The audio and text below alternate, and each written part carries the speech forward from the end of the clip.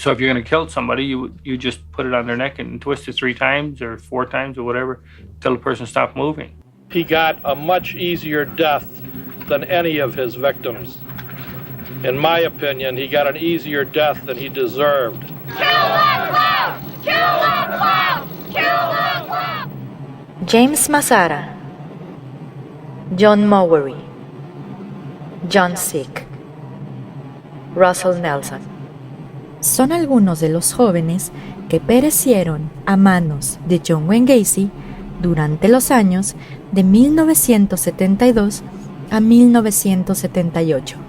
Sin embargo, nuestro asesino serial finalmente sería detenido tras asesinar al joven incorrecto. Mis estimados, muy buenas noches. Les habla Señor Oscuro y hoy hablaremos de la última parte de John Wayne Gacy, también conocido como el payaso asesino.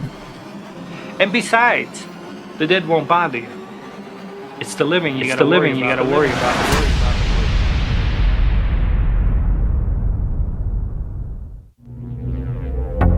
Bienvenidos a Señor Oscuro, un podcast en el que cada viernes su servidora Jessica Ballarino los adentraré en los casos más perturbadores y extraños que se han documentado, ya sea que se trate de temas paranormales o bien de lo más retorcido de la mente humana. Nos aseguraremos de que todos y cada uno de estos casos queden grabados en sus sueños y pesadillas.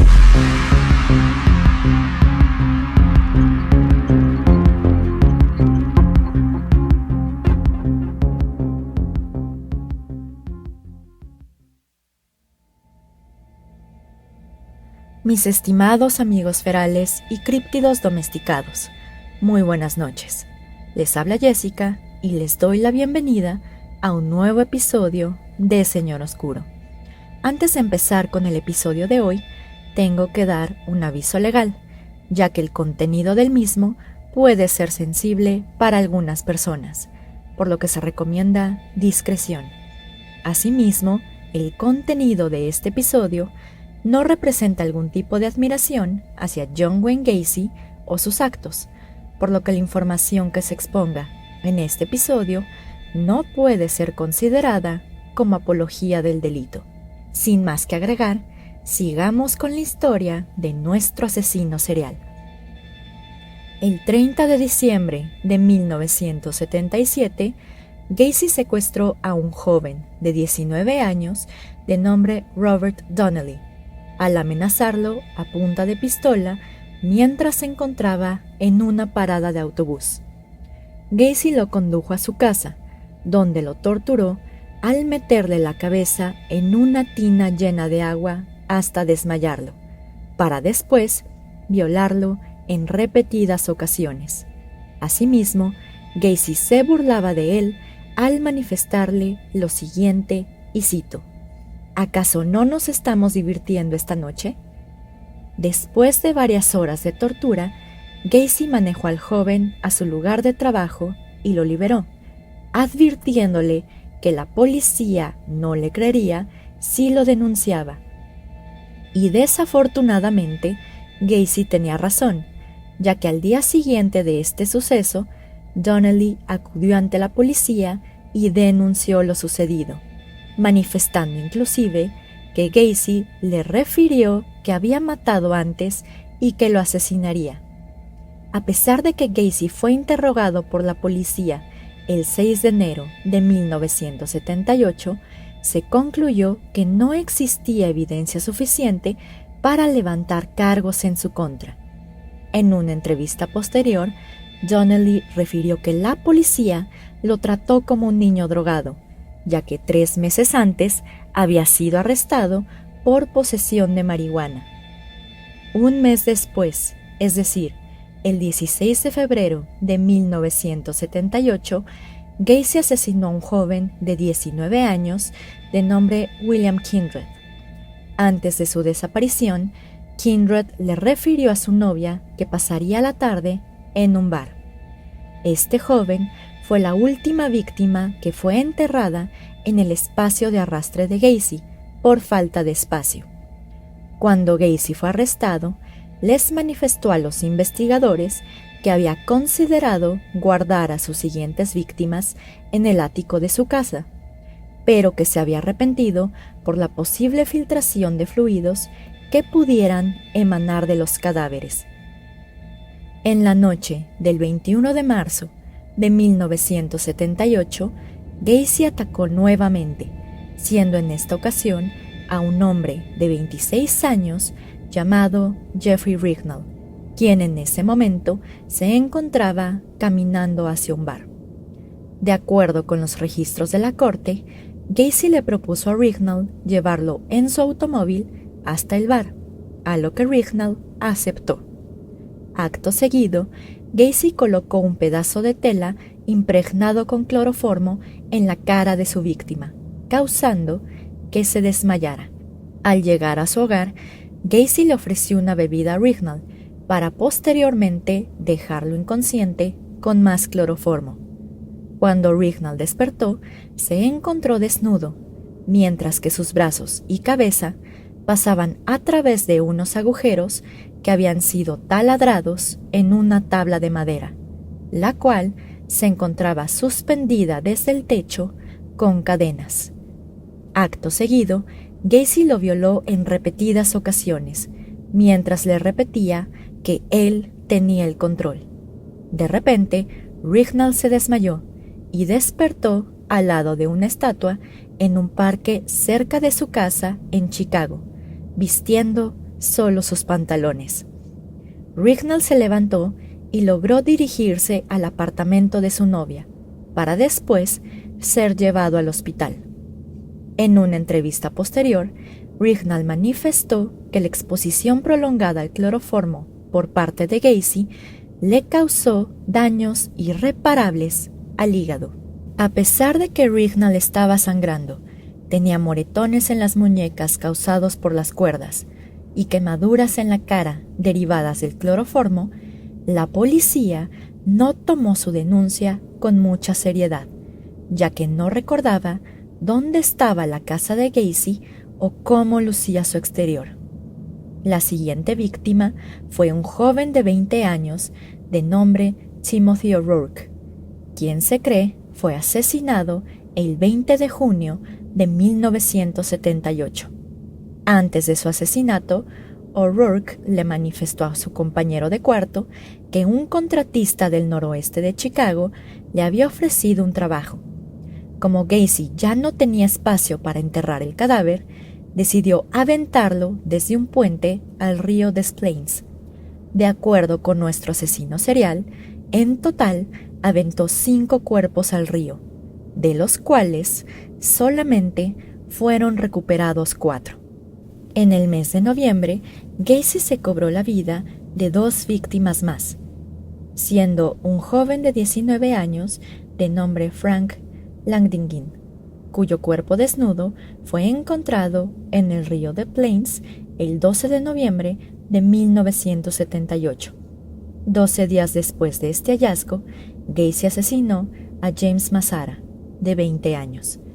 Para ese entonces, la policía le había demostrado a Gacy que era prácticamente intocable, ya que no importaba la cantidad de denuncias y rumores existentes en su contra, aún no había sido arrestado por todos sus asesinatos. Parecía que, en ese entonces, un joven de Chicago podía desaparecer sin dejar rastro, y la policía no hacía absolutamente nada para resolver estos casos. Y esto tiene una especie de justificación, ya que los reportes de personas desaparecidas eran tan numerosos que la policía no se daba abasto. Por ejemplo, se tiene registro que tan solo en 1977, 19.455 personas fueron reportadas como desaparecidas ante la policía, y de ese número, al menos 6.700 eran menores de 17 años. En ese mismo año, se estima que la cifra de menores desaparecidos a nivel nacional era de 1 millón. Sin embargo, esto estaría a punto de cambiar el 11 de diciembre de 1978, fecha en la que Gacy decidió asesinar a la víctima equivocada. Robert Pist era un joven de 15 años que al momento de su desaparición trabajaba medio tiempo en una farmacia denominada Farmacias Nissan. El día de su desaparición, Gacy hizo una visita a la farmacia, puesto que el dueño, de nombre Phil Torf, tenía pensado encargar unos trabajos de remodelación. Se cree que Gacy tuvo una conversación con Torf, en donde mencionó que necesitaba contratar trabajadores para su constructora, así como el salario que estaba dispuesto a pagar. Parece ser que el salario era demasiado bueno para ser verdad, ya que Robert Pist decidió buscar a nuestro asesino serial para pedirle trabajo. Más tarde ese día, la madre de Pist llegó a la farmacia para recoger a su hijo, ya que se reunirían con el resto de la familia para celebrar el cumpleaños de la mujer. Pist le comentó a su madre que quería reunirse con un contratista para ver la posibilidad de una oferta de trabajo, ya que su sueldo sería sustancialmente mayor al que tenía en la farmacia. Así, Robert Pist se despidió de su madre y le prometió que no tardaría, siendo la última vez que se le vería con vida. Un poco pasadas las 9 de la noche, y al ver que no había rastro alguno de Pist, su madre denunció su desaparición ante la policía de Des Plaines, siendo que el caso fue tomado por el capitán Joseph Kosenczak. Al revisar el reporte de la desaparición y entrevistarse con la madre de Pist, Kosenczak tuvo el presentimiento de que había algo extraño con esta desaparición, ya que a diferencia de la mayoría de los jóvenes que desaparecían, Pist era muy cercano a su familia y nunca había huido de su hogar. Derivado de lo anterior, Kosenczak se entrevistó con el dueño de la farmacia donde trabajaba el joven, quien les explicó que el contratista que vería a Pist era nadie más y nadie menos que John Wayne Gacy. Derivado de lo anterior, Kosenczak decidió realizar una revisión de rutina a los antecedentes penales de Gacy, encontrando que había sido acusado en diversas ocasiones por agresión sexual agravada y condenado por el delito de sodomía en Iowa 10 años antes. Por esta razón, Kosenczak, junto con 2 policías más, acudieron a la casa de Gacy a efecto de entrevistarlo por la desaparición de Robert Pist. Sin embargo, cuando los policías llegaron a su hogar, Gacy estaba a punto de salir, ya que supuestamente un tío acababa de fallecer. En ese momento, los agentes le pidieron a Gacy acudir más tarde a la estación de policía a efecto de dar una declaración formal respecto de la desaparición del joven, y Gacy, sorprendentemente, aceptó. Cuando se le preguntó la razón por la que no podía acudir a la estación en ese momento, Gacy respondió lo siguiente, y cito: «Ustedes son muy groseros, ¿que no tienen respeto por los muertos?».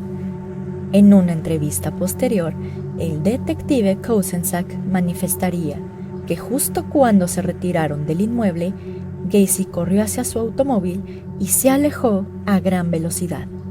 Esta actitud, aunado a su condena anterior por el delito de sodomía, fueron suficientes para fundar una orden de cateo para tratar de localizar a Robert Pist con vida, la cual fue ejecutada en el domicilio de Gacy el 13 de diciembre de 1978. Como ustedes se pueden imaginar, la búsqueda de Robert Pist por parte de la policía fue en vano, ya que para ese momento su cadáver ya había sido arrojado al río Des Plaines. A pesar de lo anterior, los detectives encontraron diversos objetos inusuales en la casa de nuestro asesino serial, siendo estos una caja de joyas que contenía 2 licencias de conducir y varios anillos, uno de los cuales tenía grabada la inscripción Escuela Secundaria de Maine West, clase de 1975, así como las iniciales JAS, una caja que contenía marihuana y papel para enrollar cigarros, 7 películas eróticas hechas en Suiza, una alfombra manchada, libros que hablaban de homosexualidad y pederastía, un par de esposas, cuerda de nylon, un dildo de caucho, una tabla de madera con 3 agujeros taladrados, entre otros. Pero digamos que el objeto más importante para los investigadores fue un recibo de un servicio de develado de películas proveniente de Farmacias Nissan, es decir, la misma farmacia en la que trabajaba Robert Pist.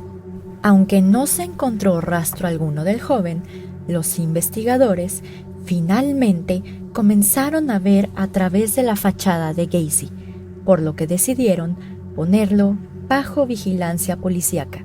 Extrañamente y de manera sumamente caricaturesca, Gacy no solo sabía perfectamente que la policía lo estaba siguiendo, sino además, cada mañana se acercaba a las patrullas y les avisaba a dónde iría, para que le pudieran seguir el paso.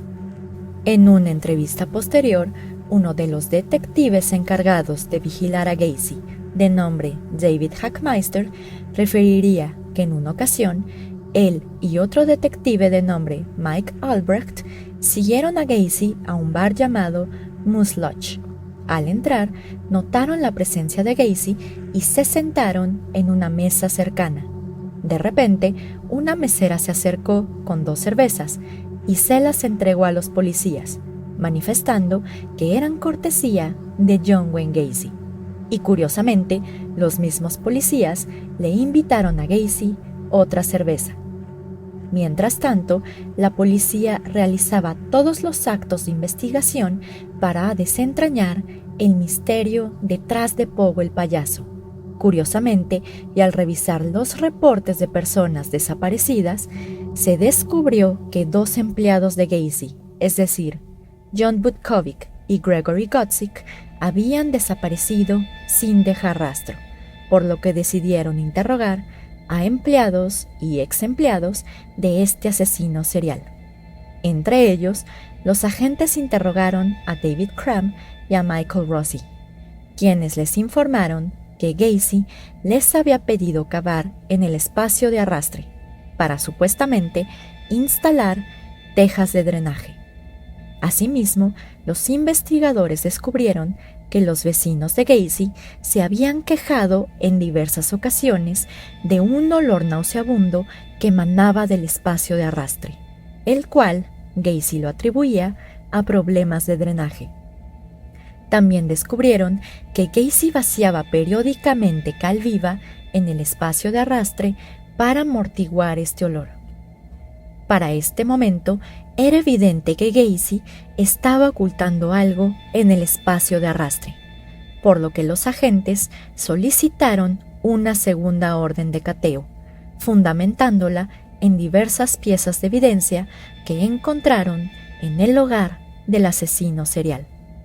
La primera fue un anillo con las iniciales JAS, el cual pertenecía a una de las víctimas de nombre John Alan Sick, a quien Gacy asesinó el 20 de enero de 1977.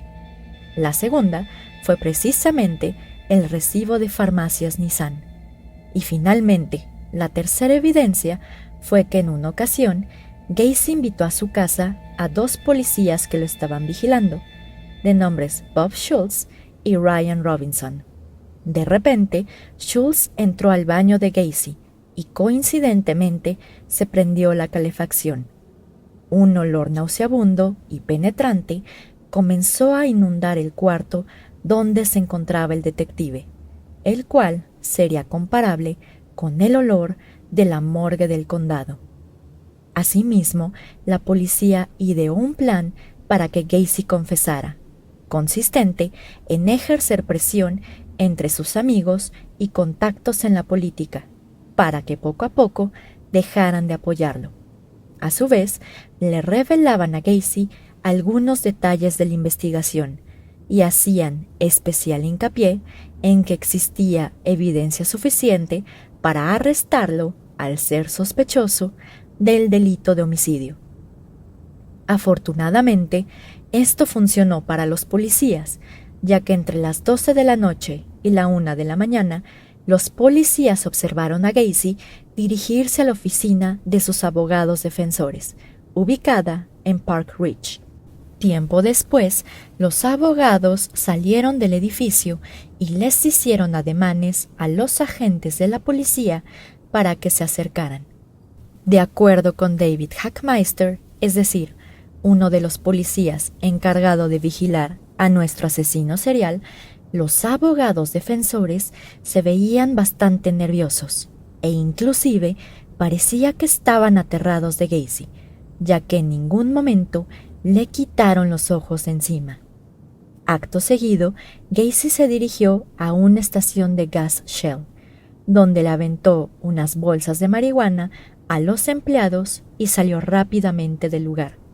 Gracias a esta acción, los policías tenían una razón suficiente para detenerlo y llevarlo a la estación de policía.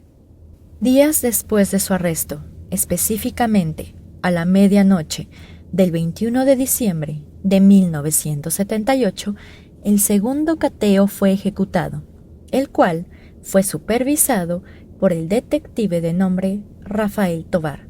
En una entrevista posterior, Tovar referiría que ese día se encontraba en el espacio de arrastre, sosteniendo una lámpara para que el equipo de búsqueda pudiera excavar mejor. Y digamos que los investigadores no tuvieron que escarbar tanto para encontrar evidencia, ya que en el primer intento encontraron 3 fémures izquierdos enterrados en el espacio de arrastre. Este descubrimiento causó que la policía detuviera la búsqueda por completo y solicitaran apoyo. Y déjenme decirles que ninguno de los que estaban presentes ese día estaban preparados para lo que iban a encontrar. Con este hallazgo, y a pesar de haberse encontrado 3 fémures izquierdos, John Wayne Gacy fue arrestado oficialmente el 22 de diciembre de 1978 por solo un cargo de homicidio cometido en contra de Robert Pist. Al ver que ya no tenía escapatoria, Gacy decidió hablar y confesó el homicidio de 33 jóvenes y niños. El mismo día del arresto de Gacy, su casa fue desmantelada y demolida para facilitar las labores de búsqueda de los agentes.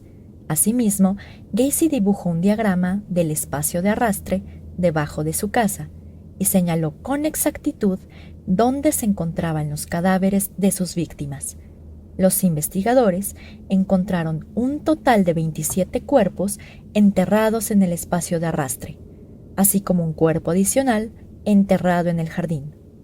Por cuanto a las 5 víctimas restantes, Gacy manifestó haberlos arrojado al río Des Plaines, solamente porque ya no había espacio debajo de su hogar.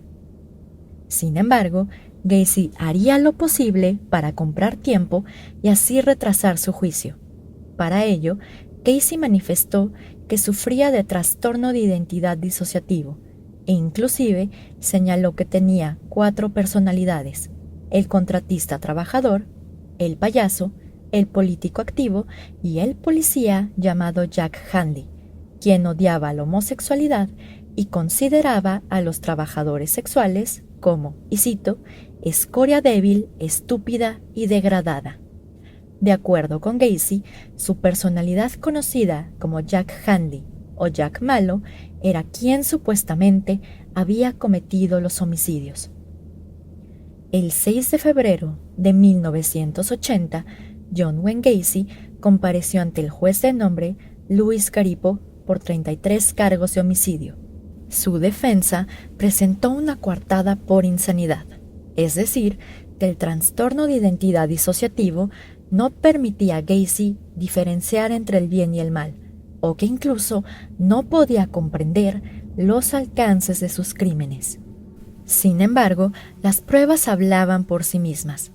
Desde las declaraciones de Crum y Rossi respecto de cómo Gacy les había pedido cavar en el espacio de arrastre, la presencia de cal viva para destruir el tejido de los cadáveres y sus acciones para evadir la justicia, era más que evidente que Gacy no solo estaba apto mentalmente para comparecer a juicio, sino que él no solo había asesinado a todos y a cada uno de los jóvenes, sino además le gustaba asesinarlos. La fiscalía llamó a más de 100 testigos a juicio, siendo entre ellos David Crum y Michael Rossi, es decir, los trabajadores que ayudaron a cavar en el espacio de arrastre, Robert Donnelly y Donald Voorhees, es decir, los jóvenes que Gacy abusó sexualmente y que dejó con vida, y Robert Stein, un reconocido médico forense que manifestó que los cuerpos encontrados en la casa de Gacy se caracterizaban por, y cito, ser restos notablemente descompuestos, putrefactos y esqueléticos.